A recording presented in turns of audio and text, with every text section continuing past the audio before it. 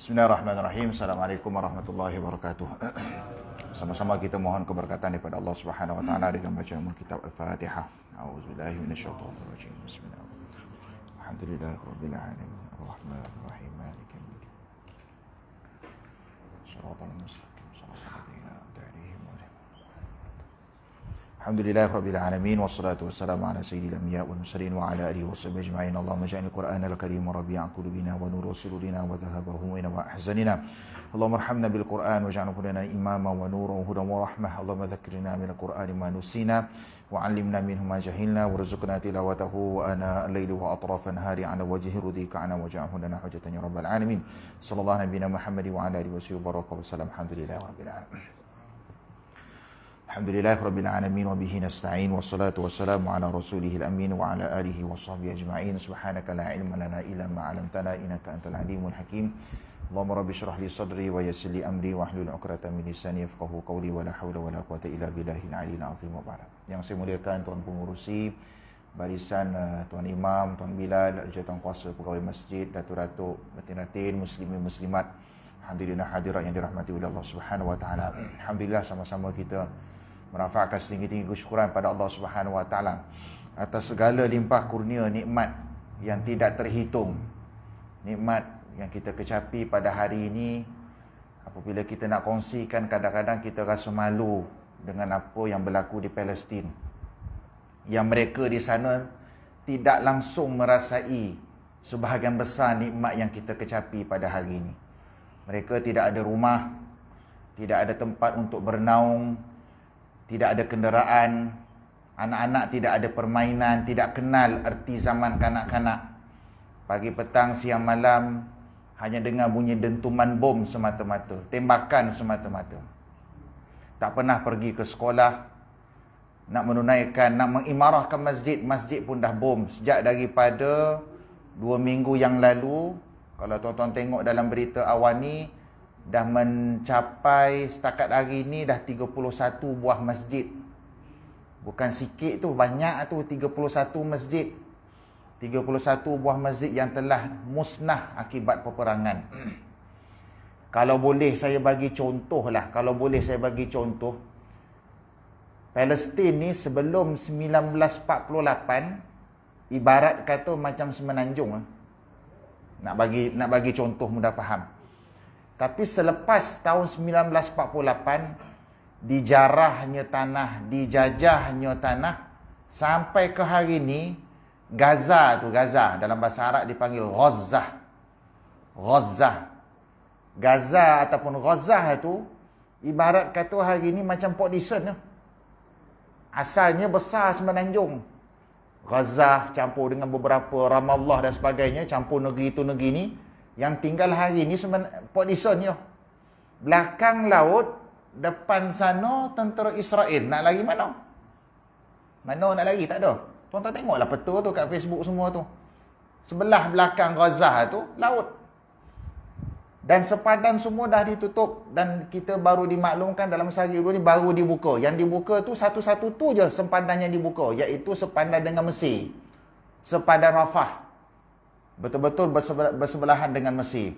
Kerajaan Mesir pun dalam keadaan orang kata berwaspada juga. Sebab dia pun dapat tekanan juga daripada Amerika dan sebagainya, Israel dan sebagainya. Tapi akhirnya berani jugalah. Allah buka pintu hati pemimpin-pemimpin di sana untuk buka sepadan dan bantuan dapat disalurkan. Dan semalam Majlis Perundingan Islam Malaysia MAPIM, NGO Malaysia yang antara NGO yang terbesar, yang besar dari sudut pengaruh sumbangannya kepada rakyat Palestin dan juga umat Islam yang ditindas, MAPIM dengan beberapa gabungan NGO, 40 buah NGO telah berjaya mengumpul lebih kurang 1.2 juta bantuan keperluan makanan, pakaian dan sebagainya yang sedikit masa lagi akan dihantar terus ke Gaza. Alhamdulillah, antara bantuan makanan tersebut ada dalam 40 tan total. 40 tan, 1 tan berapa kilo? 1 tan berapa? 1000 kilo. 1 tan 1000 kilo, 40 tan maknanya 40,000 kilo. Banyak tu. Setakat ni. Dan tuan-tuan jangan ingat perang dah habis. Perang belum habis lagi. Perang belum habis lagi. Bila-bila masuk Israel, kalau dia nak serang, dia serang. Tidak berlaku lagi gencatan senjata sebenarnya. Cuma dah dapat tekanan antarabangsa semakin kuat. Amerika pun tak boleh nak kata apa. Dia pun pesan ke best friend dia supaya slowkan. Berhenti sekejap. Bukan gencatan senjata. Bila-bila dia akan serang balik. Dan bantuan itu sebenarnya tak cukup. Walaupun kita tahu ramai umat Islam di seluruh dunia, baik orang Islam ataupun bukan Islam, yang sudi membantu. Simpati terhadap apa yang berlaku di Palestin pada hari ini, tuan-tuan dan puan-puan, jangan putus asa, salurkan. Ada duit lebih hari ini, bagi. Sebenarnya tak cukup tu. Jangan dengar, 40 tan banyak tu, dah cukup dah tu, tak payah dah. Dia bukan nak makan sehari dua. Perbelanjaan, apa saja keperluan tu bukan untuk sehari dua tu. Silat-silat habis sehari 40 tan tu. Esok nak hidup, lusa nak hidup, minggu depan nak hidup, bulan depan. Yang sebelum ni pun tak cukup. Sebelum perang ni pun tak cukup. Memang diorang dah tak ada rumah. Antara kalau tuan-tuan tengok list senarai 40 tan tu, makanan, minuman, yang mana boleh packing lah. Kemudian pakaian, keperluan bayi. Barang-barang keperluan bayi, tuan-tuan, tak ada kat sana. Bila sebut barang keperluan bayi tu, langsung tu fikir anak macam mana. Ya Allah, sedih. Perubatan. Hospital Gaza, saya tengok berita tadi, dah bekalan terputus. Semalam boleh cukup-cukup 24 jam je. Bekalan hospital, bekalan elektrik. Api lampu semua ni. Ubat mesin nak bedah orang ke apa ke, 24 jam boleh tahan. Dah putus. Perubatan, alat-alat perubatan untuk contoh pembedahan. Sebelum nak bedah, dia bagi ubat tahan sakit. Ubat tahan sakit dah habis. Dah habis dah, perubatan dah habis. Jadi, apa yang diusahakan oleh NGO tersebut adalah barang-barang yang terdesak, yang diperlukan segera, dan tuan-tuan dan puan-puan sumbanglah. Carilah mana-mana agensi, dan saya difahamkan Jabatan Agama pun sedang mengusahakan kutipan sebanyak 3 kali Jumaat. Jumaat baru ni dah ada 3 kali Jumaat lagi. Dalam tempoh sebulan ni, tuan-tuan salurkanlah. Nanti Jabatan Agama akan serah kepada kerajaan, G2G dengan kerajaan sana pula. Ataupun NGO di sana untuk bantu salurkan. Jangan fikir, bulan lepas dah bagi dah. Tak cukup tuan-tuan, tak cukup. Apa yang ada terlebih hari ni bagi. Ada terlebih esok bagi. Sebab kalau nak tengok dari sudut hukum tuan-tuan dan puan-puan, sebenarnya tanggungjawab semua umat Islam membela tanah air Palestin, Baitul Maqdis, Masjidil Aqsa. Tanah suci yang ketiga dalam Islam, sepatutnya semua main peranan. Umat Islam di sini ke, umat Islam di utara ke, di barat ke, di selatan ke, sepatutnya semua mainkan peranan. Sama-sama mempertahankan tanah air Islam yang ketiga, yang suci. Selepas daripada kota Mekah yang pertama, Masjid Nabawi yang kedua, yang ketiga adalah Masjidil Aqsa. Tanggungjawab semua. Tetapi tanggungjawab itu digalas oleh rakyat Palestin bagi pihak kita. Ada orang pula yang bersusah payah nak kena berperang mempertahankan tanah air, sanggup gadaikan ahli keluarga, ada meninggal tak apa, tak kisah. Yang mak pula suruh anak pergi berjuang semata-mata nak mempertahankan Masjidil Aqsa, Baitul Maqdis. Bagi pihak kita, mereka sedang menanggung hukum fardu kifayah bagi pihak kita. Dan kita tak ada apa-apa, senang lenang ke rumah. Boleh makan, boleh minum, boleh jalan-jalan hujung minggu, boleh pergi bercuti, balik kampung. Yang mengopi, mengeteh. Boleh, tak ada masalah. Kita seronok menjalani kehidupan. Bukan kata salah. Tapi di manakah secebis iman dalam hati kita? Tidak terjentikkah iman kita untuk melihat apa yang berlaku di Palestin pada hari ini? Kalau ada di kalangan umat Islam yang IC biru tulis agama Islam, nama Muhammad, nama itu, nama ni cantik. Tapi bila dia tengok tu tak terjentik iman dia, nak kena semak balik itu. Macam mana taraf kedudukan dia di sisi Allah kalau dia tengok perkara yang berlaku ni seolah-olah perang biasa, sedangkan inilah ketetapan Allah, janji Allah, dia akan terusan berlaku. Dia ada pasang surut, kadang-kadang perang, kadang-kadang sejuk, ada naik, ada turun, dia akan berterusan. Dan benda ni tidak akan berhenti sehinggalah Nabi Isa alaihi salam turun dan keluarnya Imam Mahdi. Bila? Tak tahu. Oleh kerana bila tak tahu tu, kita semua ni ibarat mata-mata rantai, macam mata rantai basikal, rantai motor. Dia akan pusingnya. Satu biji itu pastikan kita ada salah satu tu. Nabi kat situ, para sahabat kat situ, ulama-ulama dah ada kat situ. Semuanya dah mainkan peranan. Adakah kita termasuk dalam roda tali tersebut ataupun tidak? Mereka dah pergi, mereka dah dapat balasan yang baik, mereka dah berada di taman-taman syurga. Rakyat-rakyat Palestin, kita semua menjadi saksi atas perjuangan mereka mempertahankan agama, mempertahankan tanah suci umat Islam. Kita saksikan mereka tu mati syahid semuanya. Mudah-mudahan Allah tempatkan mereka semua dalam syurga. Mereka dah selamat. Kita belum tahu. Oleh kerana kita belum tahu, sama-samalah kita menyumbang sedikit. Sama ada harta, duit kita, paling-paling kurang doa. Titipkan doa dengan sepenuh ikhlas.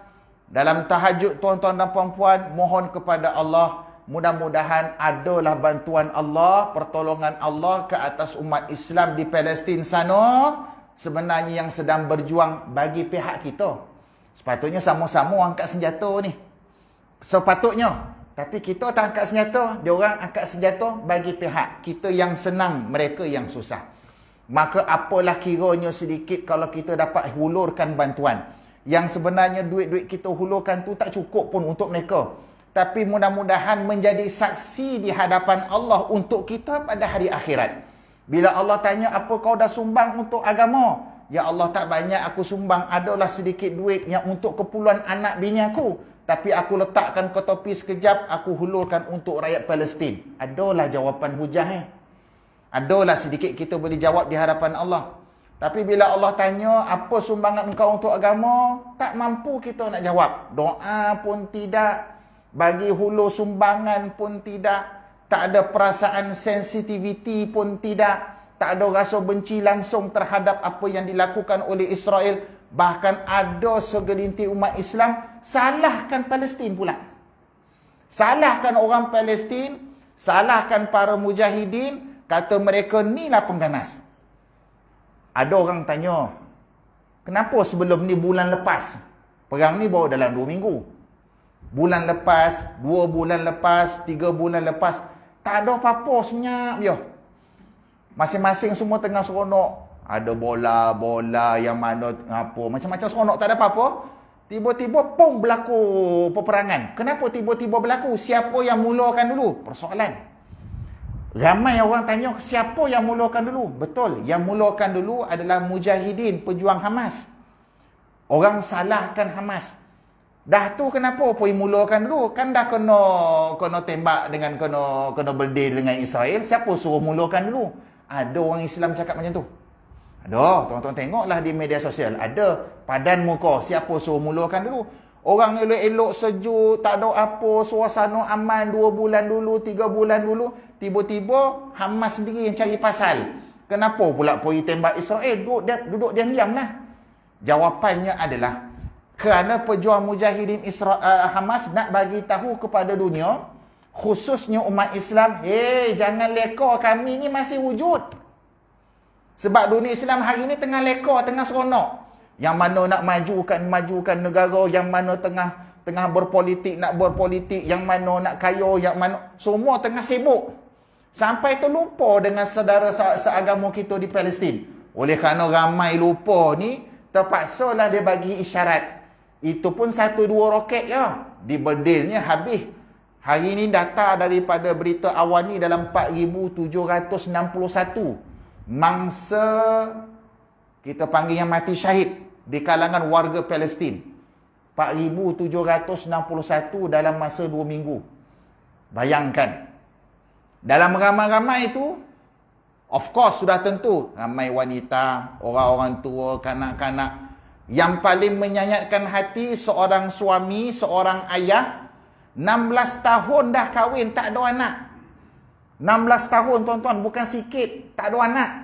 Biasa kita dengar 5 tahun belum dapat anak lagi kan. Ada 8 tahun, ada 10 tahun. Ni 16 tahun. Yang saya dengar yang lama lah ni, 16 tahun. Baru Allah rezekikan anak 4 orang kembar. 4 orang kembar terus. Dan 4-4 itu meninggal dunia. Dibom di hospital. Isteri dia meninggal, 4-4 meninggal. Semua tu anak-anak syurga. Semua tu dah masuk dalam taman-taman syurga. Sedang menunggu nak pimpin tangan ayah dia pula. Mak dia dah masuk syurga. Anak-anak 4 bayi tu semua dah masuk syurga dah. Menangis perasaan runtuhnya hati seorang ayah 16 tahun menunggu anak Allah rezeki. Hospital, apa nama hospital kena bom? Al-Halili apa nama yang kena bom baru ni. 500 orang tu. Hospital kena bom. 500 orang yang mati syahid dalam hospital tersebut, antaranya bayi tadi 4 orang tu. Apa perasaan dia? Tak terbayang kita kalau kita berada di sana. Cuba kita renung seketika, muhasabah seketika. Katalah kita sekarang ni yang berlaku di Taman Guru ni adalah sebagaimana di Palestin. Masjid ni, Surau Mu'allim ini dah pecah, dah kena tembak. Rumah kita dah tak ada. Malam ni tuan-tuan nak tidur kat mana? Saya ada 5 orang anak. Tengah duk fikir ni nak tidur mana malam ni. Hujannya tak menentu. Nak berteduh kat mana? Carilah mana-mana pokok yang ada. Dengan peluk anak yang baby seorang. Rumah ada anak, makanan tak ada, menangis-nangis. Saya duk bayang saya lah. Tuan-tuan pun bayanglah tuan-tuan. Nak bagi kita ada rasa insaf, syukur dengan nikmat yang ada ni. Bayang rumah dah tak ada, kereta nak lari mana? Mana nak lari? Anak menangis-nangis ni, tepuk-tepuk, nak bagi susu tak ada. Allah, baru 1 malam. Nak terbayangkan tu baru 1 malam. Macam mana saya nak mengharungi hari esok, lusa, minggu depan, bulan depan. Yang sememangnya saya sentiasa mengharapkan, ya Allah, gerakkanlah hati umat Islam di seluruh dunia untuk bantu kami. Kalau saya lah, saya akan doa macam tu. Saya dalam keadaan ditindas, tanah air saya dijajah oleh penjajah, dirampas oleh orang. Saya pula dihalau, rumah semua dah pecah, apa semua sekali. Ada ahli keluarga terbunuh, na'uzubillah. Kalau saya bayang 1 malam je situasi tu, kita berada dalam situasi tu. 1 malam je, bayang 1 malam je. Tak termampu tuan-tuan. Tak tertanggung kita dah. Dia dah biasa dah. Tiap-tiap hari berlaku. Tiap-tiap hari berlaku. Dan sememangnya akan terus berlaku. Sampailah Allah takdirkan janjinya turun Nabi Isa alaihi salam dan keluarnya Imam Mahdi. Maka sepatutnya di kalangan kita semua, baik yang sekarang tengah berada secara live ataupun yang berada secara fizikal dalam masjid ni, carilah apa saja inisiatif yang mampu kita usahakan. Mudah-mudahan asbab kita tunjuk kebersamaan kita, tunjuk solidariti kita bersama mereka, ada saham pahalanya di sisi Allah pada hari akhirat. Mudah-mudahan bila kita tunjukkan kebersamaan kita itu sebagai tanda kita syukur atas nikmat yang kita kecapi pada hari ini. Nikmat yang kita kecapi ni, satu saat sahaja kalau Allah kata kun, Allah boleh tarik. Allah kata, aku nak tarik sekarang nikmat keamanan di Malaysia sekarang. Hilang sekejap je. Datang ribut ko apa ko, satu Malaysia habis sekejap je. Allah yang ciptakan bumi. Takkan Allah tak boleh hancur. Bumi daripada tak ada boleh ada. Setakat nak hancurkan benda dah ada, lagi mudah di sisi Allah. Maka sebagai tanda syukur kita, tunjukkanlah kita ni bersama dengan mereka juga. Mudah-mudahan apa yang ada pada kita ni akan menjadi amal jariah. Sebab kita tak cukup dengan solat kita kalau nak masuk syurga. Tak cukup dengan ibadah puasa kita kalau nak masuk syurga, kerana itu bersifat peribadi. Syarat nak masuk syurga dengan mudah adalah kita membantu manusia orang lain. Terutamanya yang seagama dengan kita. Kita sumbang balik kepada agama. Itulah peranan Nabi. Peranan Nabi apa? Bantu orang. Selamatkan orang. Peranan sahabat apa? Bantu agama. Sumbang kepada agama. Kalau Abu Bakar pentingkan diri sendiri, Abu Bakar tak jadi khalifah pun tak apa. Dia dah ada kebun. Dia dah kaya. Umar tak jadi Amirul Mukminin tak apa. Dia dah ada kebun, dah kaya. Masing-masing pentingkan diri sendiri. Solat masing-masing. Tak payah fikir pasal umat. Tapi semuanya menanggung galas amanah Nabi SAW untuk memastikan bumi Islam Madinah itu tertegak di atas syariatnya dan keseluruhan kaum mukminin dan mukminat dapat menjalankan kehidupan berdasarkan acuan Al-Quran dan sunnah Nabi SAW. Kalau masing-masing pentingkan diri, silap-silap hari bulan, tak pernah kita merasai dalam sejarah Islam Baitul Maqdis pernah dibebaskan oleh Sayyidina Umar. Baitul Maqdis pernah dibebaskan oleh Salahuddin Al-Ayyubi dan juga para pahlawan terdahulu. Tapi kenapa mereka berusaha? Kerana mereka tahu itu tanggungjawab sebenar. Kalau tidak, Umar buat tak tahu ya, aku dah merintah Madinah, nak buat apa lagi, nak masuk campur Baitul Maqdis. Tapi Sayyidina Umar tetap fikir macam mana cara nak bebaskan Baitul Maqdis.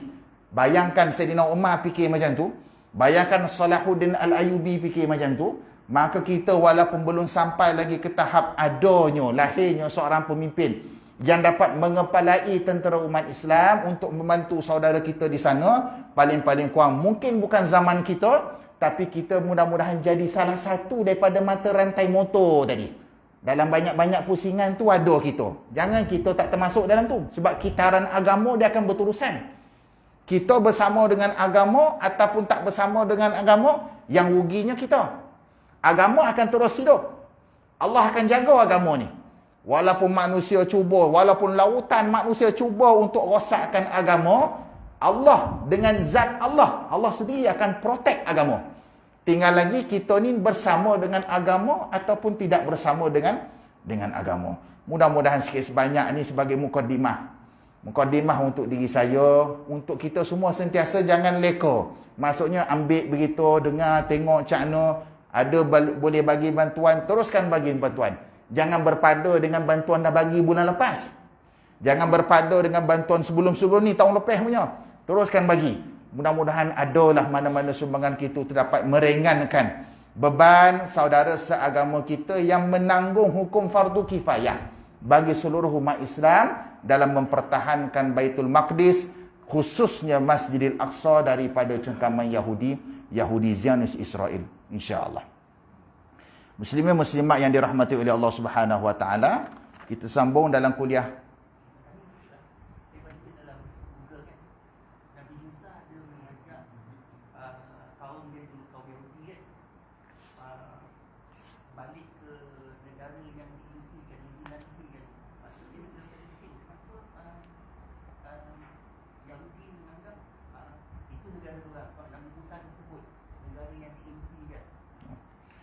Soalan menarik. Saya rasa dah tak jadi tafsir dah malam ni. Dah jadi ceramah Palestin dah malam ni. Benda tu disebut dalam suratul Maidah juzuk yang ke-6. Firman Allah Subhanahu wa taala, kisah tu agak panjang. Udkhulul ardal muqaddasata allati kataballahu lakum wa la tartaddu ala adbarikum fatanqalibu khasirin. Allah perintahkan kepada Nabi Musa untuk cerita kepada kaum Bani Israel, masuklah kamu semua kepada Ardul Muqaddasah, bumi yang muqaddas. Kalau hari ni kita panggil Maqdis lah, Baitul Maqdis. Ardul Muqaddasah, bumi yang disucikan. Bumi itu adalah tanah yang suci dari sudut agama. Itulah yang kita panggil pada hari ini sebagai Baitul Maqdis. Pada asalnya Nabi Musa alaihi salam setelah mana menyelamatkan kaum Bani Israel pada zaman tersebut daripada cengkaman dikejar oleh Fir'aun dengan bala tentera Fir'aun, melintasi Laut Merah, selamat daripada Laut Merah, perjalanan mereka Allah janjikan untuk Allah anugerahkan kepada mereka tanah air. Allah janjikan negara untuk mereka. Mulakan kehidupan baru di sebuah tempat, di sebuah tanah namanya Ardul Muqaddasah dalam Al-Quran sebut. Namun begitu, oleh kerana sifat Bani Israel ni adalah seorang, kita panggil satu bangsa yang mungkir janji, keras hati, sangat-sangat degil, suka menipu, khianat terhadap amanah, maka Allah tarik balik tu. Perjanjian tu Allah tarik balik. Tafsiran agak panjang dalam surah Maidah juzuk yang ke-6. Sambil-sambil tuan baca ni, tuan carilah. Perjanjian tersebut Allah tarik balik. Bukan hanya sekadar janji tanah. Sejak daripada sebelum menyeberangi Laut Merah lagi. Belakang ni Fir'aun ni. Kaum Israel, Bani Israel ni. Tuan-tuan, Bani Israel nak bagi tahulah. Teruk tak teruk dia. Tuan-tuan tengok Yahudi sekarang. Yang berada di negara haram Israel pada hari ni. Degil tak degil dia. dapat tekanan antarabangsa sekalipun, semua duk kutuk. Kalau tuan-tuan tengok di demonstrasi negara-negara Europe semua, bukan orang Islam saja yang join demonstrasi itu, orang bukan Islam pun ada. Semua sokong Palestin. Jadi artinya tekanan antarabangsa amat dahsyat terhadap negara haram Israel. Apa Israel buat? Dia tutup telinga, buat pekak telinga dia, buat tak tahu dia. Dia teruskan bom, dia teruskan tembak. Nampak degil tu. Dia tak takut. Orang nak kata apa, lantaklah, aku nak tembak juga. Dan di belakangnya disokong oleh negara-negara sekutu seperti Amerika, UK dan sebagainya. Degil-degil Yahudi Israel hari ni, degil lagi Israel zaman Nabi Musa. Lagi degil tok yang dia. Yang hari ni kita tengok pun dah degil lah ni. Orang suruh berhenti, tak ada peri kemanusiaan langsung apa semua. Pun dia buat pekak telinga, pejam mata, dia tembak secara rambang. Hari ni dalam surat khabar, ada 7 kereta kebal seingat saya tersalah tembak. Cuba tengok dalam ni, saya rasa ada perasan tadi tajuk tu. Tersalah tembak. Boleh pula kata tersalah tembak. Kereta kebal tuan-tuan. Pistol tersalah tembak pun boleh mati orang. Ini kereta kebal hancur bangunan. Tersalah tembak alasan. Dia bagi tahu kat dunia, tersalah tembak. Jahat tak jahat? Jahat lagi Bani Israel zaman Nabi Musa. Itu tok yang dia. Ini cicit dah keberapa 7 keturunan ni. Tok yang cicit ni pun dah jahat. Jahat lagi tok yang dulu. Sebab itu Nabi Musa alaihi salam diutuskan oleh Allah sesuai dengan kaum dia. Nabi Musa ni tuan-tuan, orang dia besar, gadang. Orang dia lasak, kulit lasak.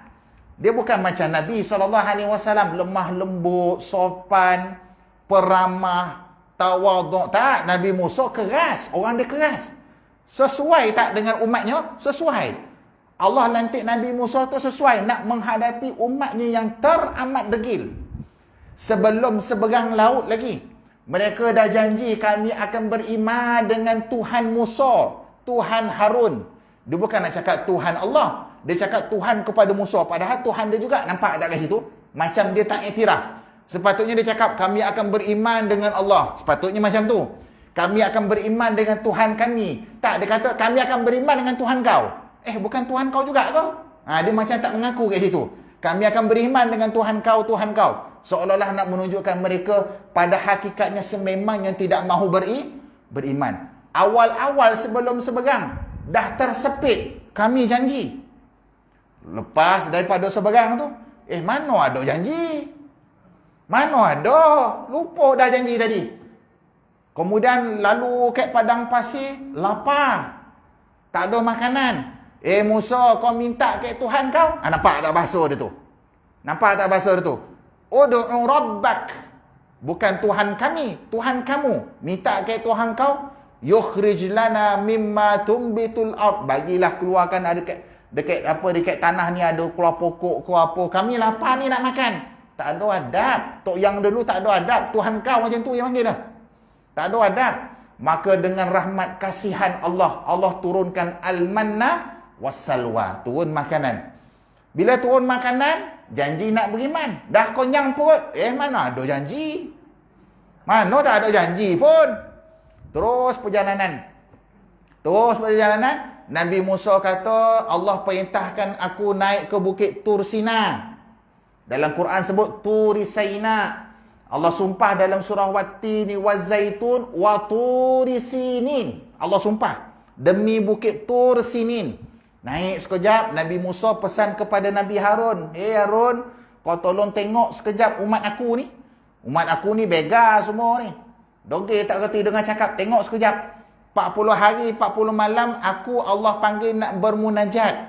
Allah nak turunkan wahyu kitab Taurat. Kau tengok sekejap, pastikan mereka kekal beriman. Jangan syirik kepada Allah. 40 hari, 40 malam. Belum habis tempoh lagi. Baru tinggal 1 hari, 1 malam. Yang kek bawah tu, dah sesama dia dah syirik kepada Allah. Sembah lembu Samiri. Sebut dalam surah Toha, juzuk 16. Sembah lembu Samiri. Dah syirik pada Allah. Belum 40 hari, 40 malam lagi. Sekejap ya.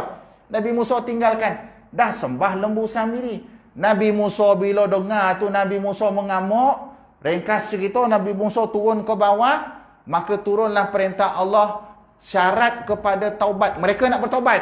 Ampunkanlah kami, wahai musuh apa semua sekali. Minta ampun. Maka turun perintah Allah dalam surah Baqarah, muka surat yang ke-8, juzuk yang pertama. Allah sebut dalam Al-Quran. Syarat dia, syarat taubat. Syarat Allah terima taubat. Kena bunuh sesama mereka. Belum sampai lagi, nanti akan sampai. Syarat terima taubat, kena bunuh sesama mereka. Tuan-tuan, kita taubat apa? Syarat taubat. Istighfar kepada Allah. Syarat kita nak taubat, istighfar. Menyesal di atas perbuatan kita dan berazam tidak mengulangi perbuatan tersebut. Itu taubat. Kalau syariat tu ada hari ni, saya rasa tinggal tuan pengusi dengan imam ya. Pengusi imam Bilal. Semua kita ni semua ada dosa ni. Zaman dulu kalau buat dosa, syarat taubat bunuh diri. Zaman sekarang punya kalau buat dosa, Allah Maha Pengampun, istighfar. Mohon ampun kepada Allah. Allah akan ampunkan. Dalam hadis kursi, walaupun dosa engkau setinggi langit, tapi kalau engkau minta ampun kepada Allah, fa'aghfirulah. Allah akan ampunkan orang yang minta ampun kepada Allah. Sayangnya Allah kepada umat Nabi Muhammad sallallahu alaihi wasallam. Nak bagi tahu teruk tak teruknya syariat zaman Nabi Musa, syarat taubat apa? Bukan istighfar, bunuh. Keras. Syariat zaman dulu keras. Tak macam syariat zaman sekarang. Sebab apa? Sebab umat dulu keras. Syarat dia bunuh. Akhirnya mereka bunuh sesama mereka, maka tinggal yang beriman. Tinggal yang beriman sekejap. Apa yang beriman sekejap tu, tak lama lepas tu kufur balik. Anak cucu yang ada beriman tu, tok-tok dia semua dah mati dah. Yang beriman tu berapa orang tu, tak lama selepas tu kufur balik. Panjang cerita kalau nak bincang. Jadi nampak tak kat situ? Boleh buat kawan ke? Tak boleh buat kawan. Dalam Quran sebut, muka surat 16, juzuk yang pertama, suratul Baqarah, firman Allah, ma yawaddul ladzina kafaru min ahlil kitabi walal musyrikina ayyunazzala alaikum min khairin min rabbikum. Dua golongan tak boleh buat kawan. Dalam Islam Allah bagi peringatan. Kau nak berlembut macam mana pun, dua golongan ni kena hati-hati. Yang pertama, kafaru min ahlil kitab. Orang-orang kafir yang terdiri daripada penganut Yahudi dan Kristian. Ahli kitab ni tuan-tuan, ada yang beriman dengan ajaran sebenar, ada. Yang beriman dengan Injil sebenar, ada. Yang beriman dengan Taurat sebenar, ada. Daripada zaman dulu dan boleh jadi zaman sekarang boleh jadi. Kalau zaman dulu semestinya ada. Sebab Islam belum ada lagi. Tapi bila Islam dah ada, maka wajib kepada penganut agama lain ikut agama Nabi sallallahu alaihi wasallam sebab dah datang syariat baru. Contohnya sepupu kepada isteri Nabi Khadijah binti Khuwailid. Sepupu kepada isteri pertama Nabi Khadijah binti Khuwailid bernama Waraqah bin Naufal. Sepupu yang paling sulung. Khadijah ada sepupu ramai, sepupu yang paling sulung Waraqah bin Naufal. Usia dalam kitab tarikh, kitab sejarah menyatakan usianya dalam 90 tahun. Waraqah bin Naufal ni umur dalam 90 tahun, dah tua tuan-tuan. Tapi Waraqah bin Naufal ni Islam belum datang lagi ni. Ni cerita Islam belum ada lagi ni. InsyaAllah belum masuk tafsir lagi ni. Kan masjid kena bayar lebih pula kan. Azan dulu lah.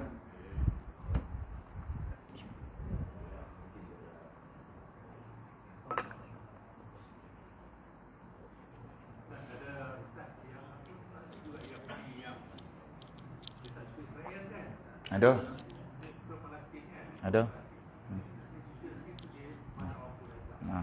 Bagi azan dulu. Allahu Akbar, Allahu Akbar. Allahu Akbar, Allahu Akbar.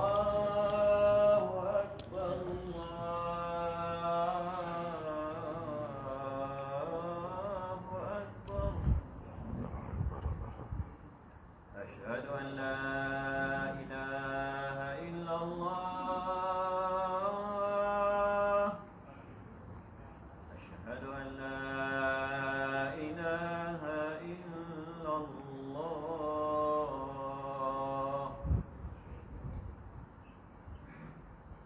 أشهد أن محمدا رسول الله.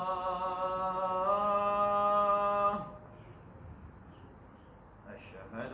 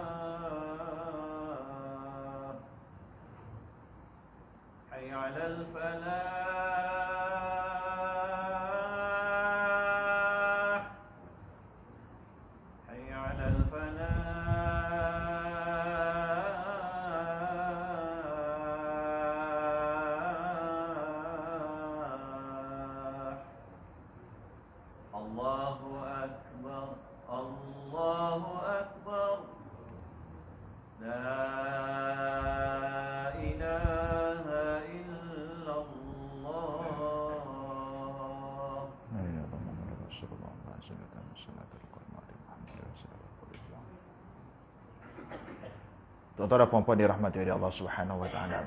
Baik,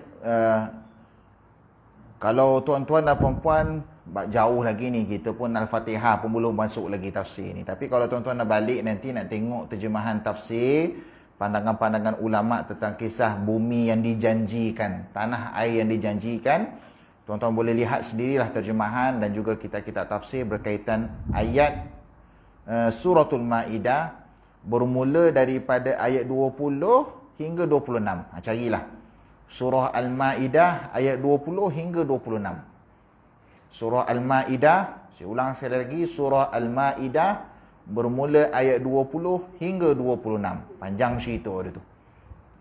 Ini ayat berkaitan tentang Allah nak bagi tanah air kepada mereka, tapi mereka sendiri khianat janji Allah, dan mereka sendiri pun memang tak nak masuk pun asalnya. Memang Allah dah janji, tapi mereka tak nak masuk. Ada syarat-syaratnya. Akhirnya Allah haramkan kepada mereka tempoh 40 tahun. Tapi dengan syarat, mereka kena cukupkan balik janji tersebut. Tapi akhirnya lepas daripada 40 tahun pun mereka tak penuhi janji. Maka kekal benda tu, kita panggil kekal. Syarat Allah itu haram ke atas kaum Bani Israel pada waktu tersebut. Boleh lihat dah dalam kitab-kitab tafsir berkaitan syarahan tentang ayat 20 hingga 26 surah Maidah juzuk yang ke-6. Dalam Al-Quran Allah sebut dua golongan.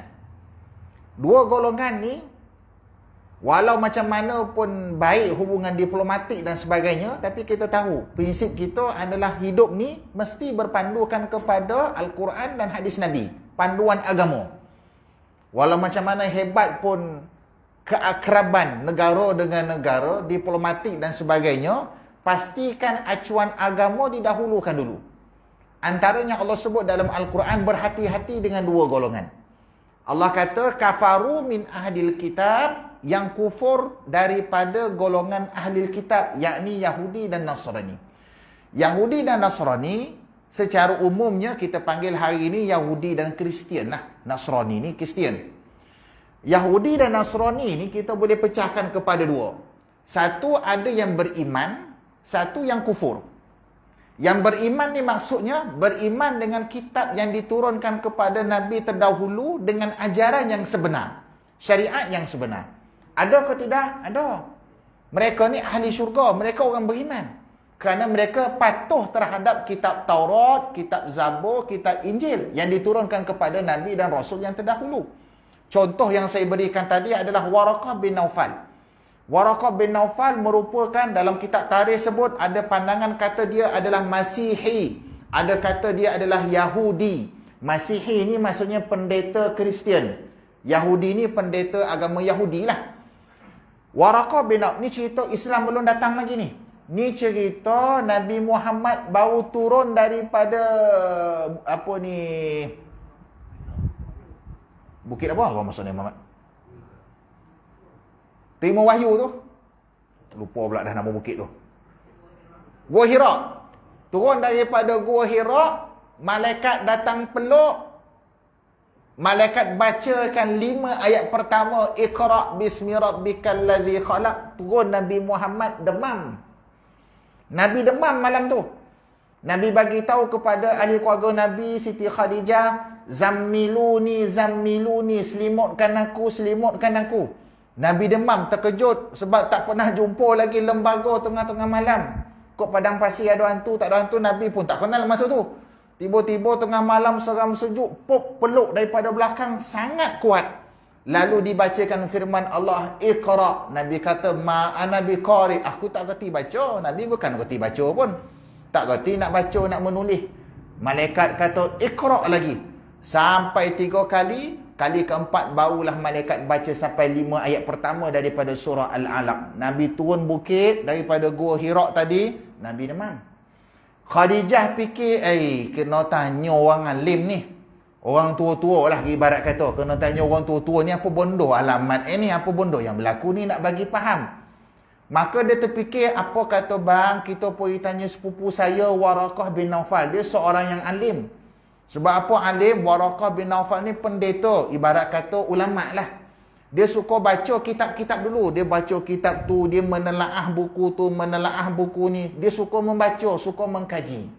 Jadi Khadijah bawa Nabi, Nabi pun setuju pada waktu tersebut. Nabi zaman waktu watikah pelantikan sebagai Rasul umur 40 tahun. Khadijah bawa Nabi jumpa dengan Waraqah bin Naufal. Jumpa dengan Waraqah bin Naufal, Nabi cerita balik apa yang berlaku. Malam tadi ada lembaga datang tak kenal, tiba-tiba peluk dengan dakapan yang sangat kuat. Dia bacakan beberapa ayat, aku tak boleh baca, cerita balik. Maka bila Waraqah dengar tu, dia belik balik kitab-kitab lama. Dia cari kitab tu, kitab Taurat, kitab Injil, cari.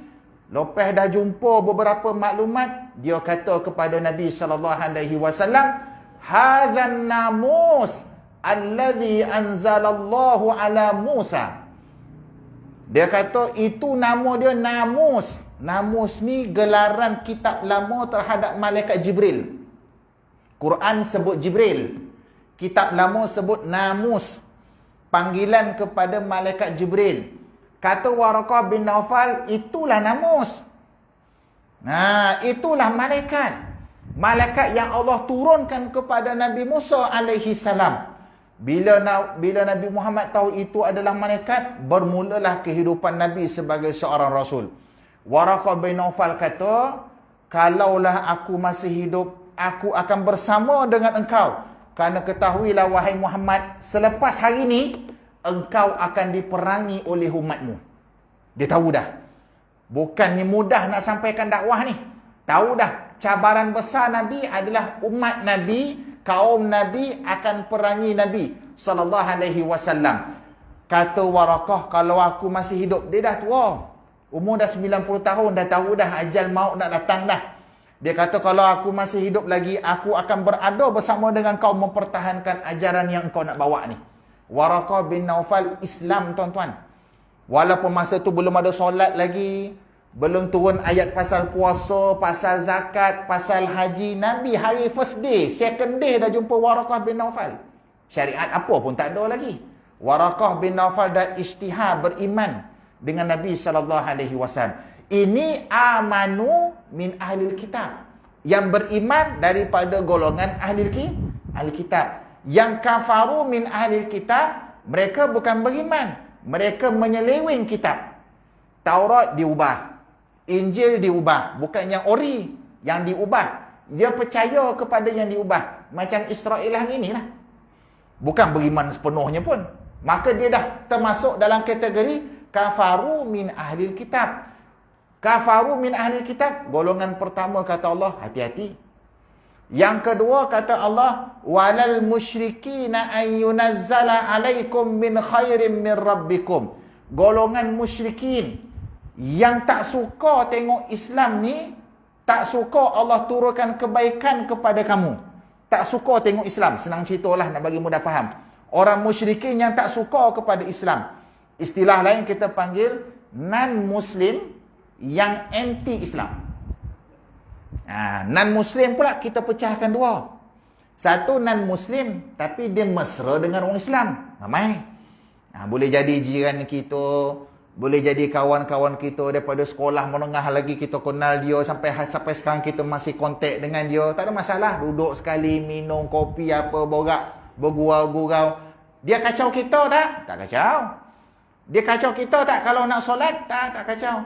Dia ada halang kita tak untuk bila laungkan azan? Tak ada. Dia ada bakar Quran tak? Tak ada. Kita bebas melakukan agama kita. Dia bebas melakukan agama dia. Non-Muslim yang mesra dengan orang Islam. Yang ni haram tumpah darah dia.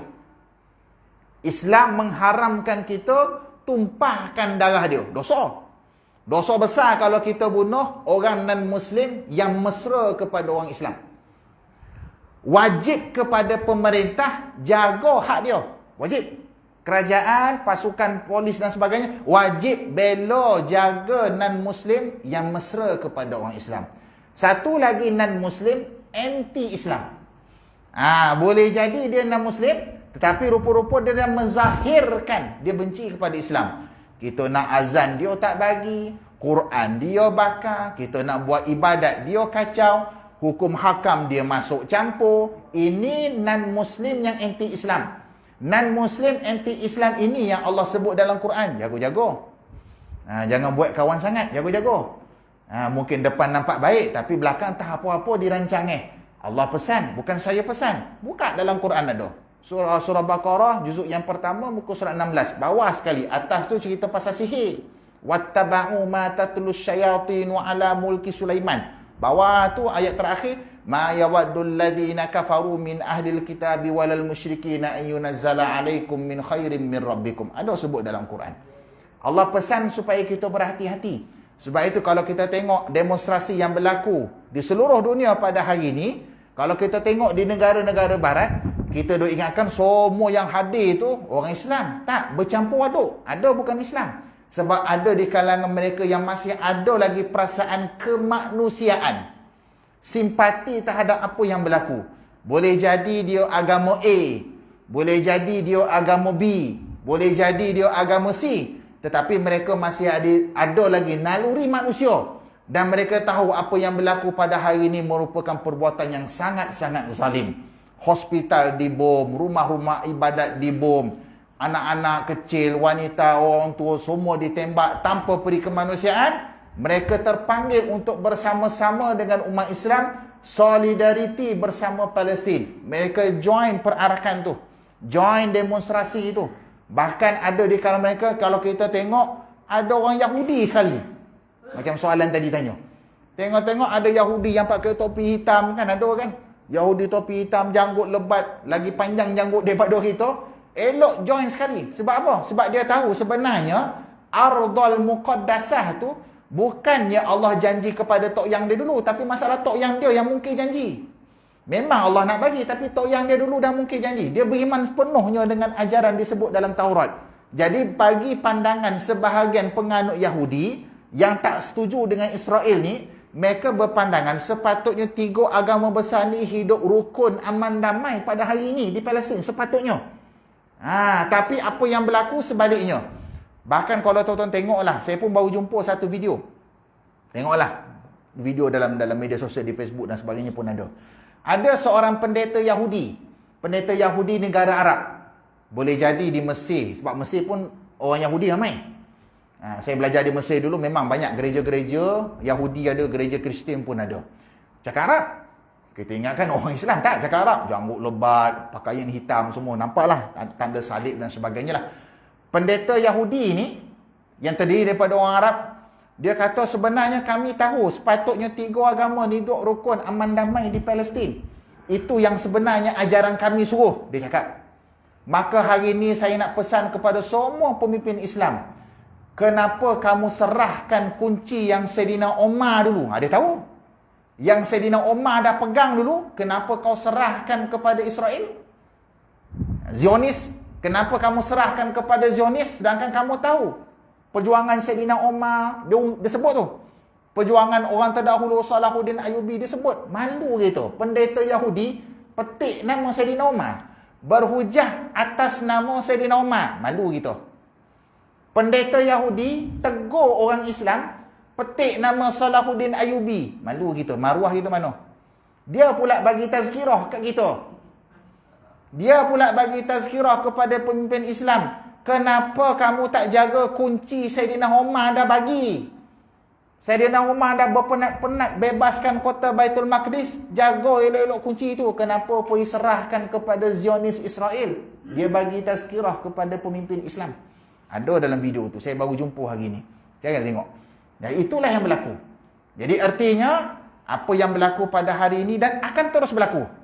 Akan terus berlaku. Tapi kita doalah mudah-mudahan reda seketika.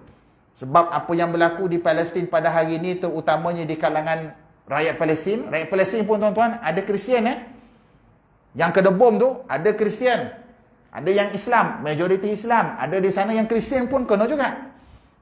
Amerika, dia tak kira siapa, disebabkan dah best friend dengan Israel, lantaklah seagama dengan dia Kristian mati pun dia tak kisah. Sebab dia dah best friend dengan Israel, dia tak pandang lagi dah.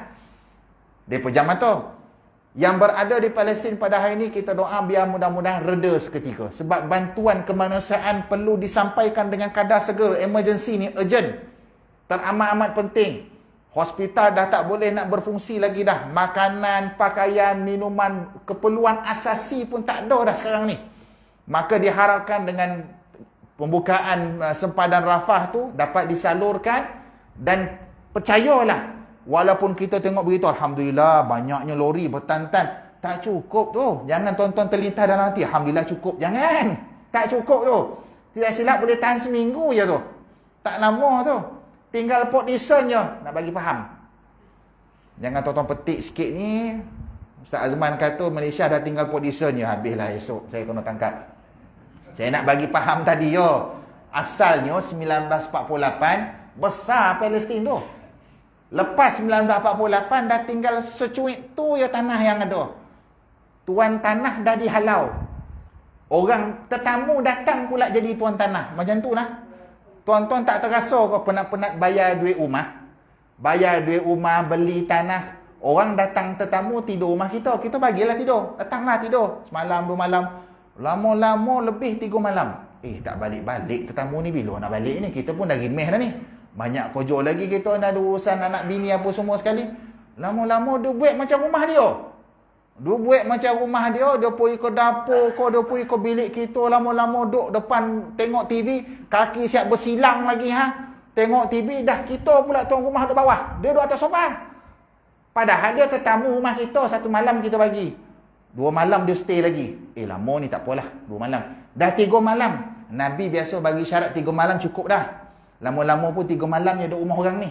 Ni dah lebih 3 malam. Lebih 3 malam. Dia tetamu ya, asalnya tetamu ya. Siap bersilang kaki depan sofa tengok TV. Kita pula di bawah. Dia minum air tumpah. Dia suruh kita lap. Kita tuan rumah ni. Lap air tumpah ni. Kita pula kena lap. Dia siap makan apa semua. Lama-lama dia halaunya kita daripada rumah. Itulah kiasan apa yang berlaku di Palestin pada hari ni. Maka kita sebagai tuan rumah ni, mestilah kita marah. Kita bayar bulan-bulan. Rumah tu atas nama kita, geran tanah atas nama kita, bil tu bil ni semua kita bayar atas nama kita. Mesti kita akan marah. Kita pun usaha nak masuk balik. Kita usaha nak masuk balik ni, jiran sebelah kata, awak pengganas. Jiran sebelah kata, awak pengganas. Apa pula saya pengganas? Rumah saya. Rumah kita tu, kita nak tuntut balik hak kita. Dah orang kata kita pengganas. Wajar ke? Tak wajar. Fikir sendiri. Kiasan tu. Mudah-mudahan Allah berkati kita. Akhirnya dah jadi ceramah Palestin pada malam ni. Saya pun tak ada buka tabung tu. Tuan-tuan carilah sendiri. Mana-mana NGO ke apa ke tuan-tuan nak salurkan. Jangan cerita ke orang berapa kita nak salur. Kita dengan Allah ya. Kita dengan Allah ya. Kalau tuan-tuan salur tiap-tiap hari, salurkan. Kita dengan Allah. Tak payah cerita ke orang. Aku dah derma, kau dah derma belum? Siap bagi tahu orang lagi. Semalam aku dah derma, kau dah derma belum? Jangan. Silat-silat derma kita tu akan jadi debu-debu yang berterbangan. Apa-apa saja amalan boleh kita sembunyi, cukuplah kita dengan Allah Subhanahu Wa Taala. Terus salurkan. Mana-mana kita nampak ada usaha yang nak, tapi pastikan jangan scammer lah. Duk salur, rupa-rupanya scammer. Kita carilah badan-badan berautoriti yang diiktiraf, sama ada di pihak kerajaan ataupun NGO-NGO yang masyhur. Salurkanlah bantuan. Dan mudah-mudahan walaupun tak banyak, dapat meringankan bebanan apa yang ditanggung oleh rakyat Palestin demi membebaskan tanah air suci yang ketiga dalam Islam bagi pihak kita. Yang mana kita senang lenang, dia sedang bersusah payah bagi pihak kita.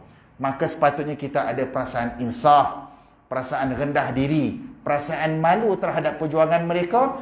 Kita doakan mudah-mudahan Allah berkati para syuhada yang telah meninggal dunia, dan Allah bantu para mujahidin untuk merampas kembali bumi Palestin daripada penjajahan Zionis Israel, insya-Allah.